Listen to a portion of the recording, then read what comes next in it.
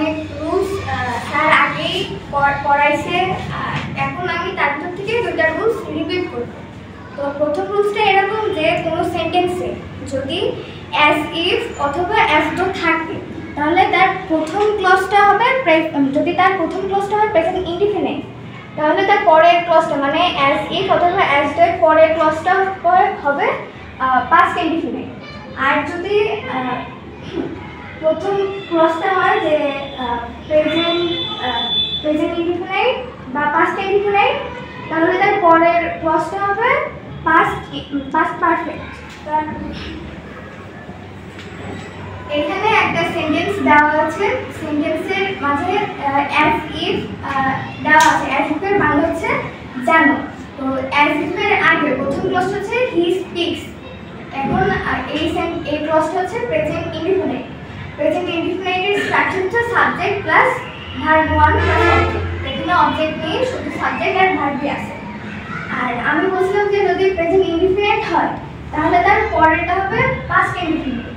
তো সেক্ষেত্রে আমি অ্যান্সারটা হবে যে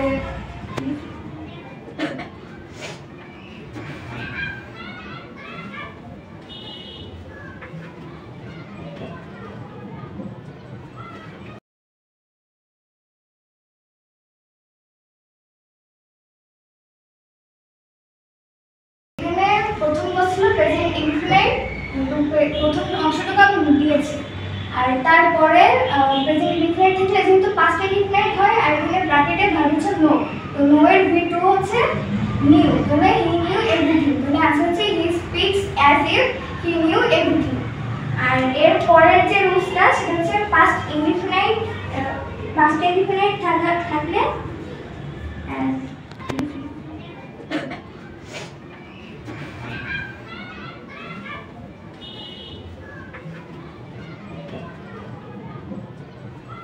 এই রুলস হচ্ছে যদি অ্যাজ ইফ অথবা অ্যাজ দো কোনো সেন্টেন্সে থাকে আর প্রথম ক্লজ যদি পাস্ট ইনডিফিনিট তাহলে তার পরের ক্লজটা হবে past perfect tense.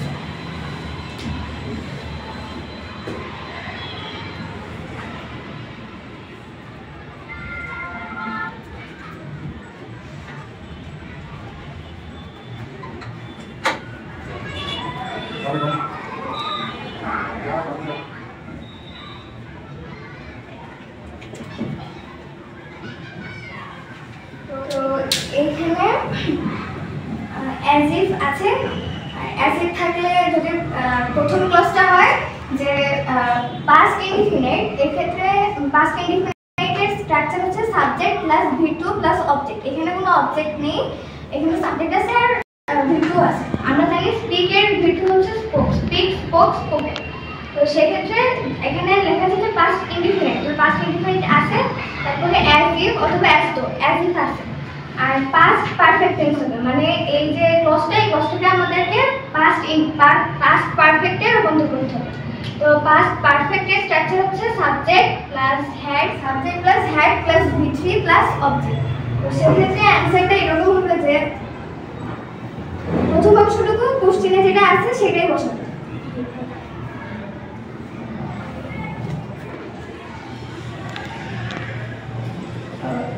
He know everything, এটাকে যদি আমি পাস্ট পারফেক্টে করি তাহলে সর্বপ্রথম আমাদেরকে হ্যাড আনতে হবে, স্ট্রাকচার যেহেতু হ্যাড ছিল।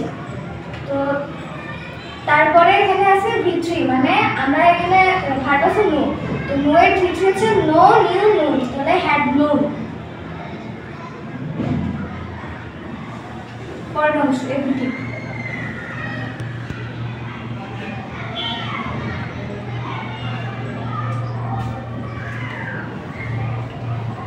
এটা ছিল ফার্স্ট রুলস।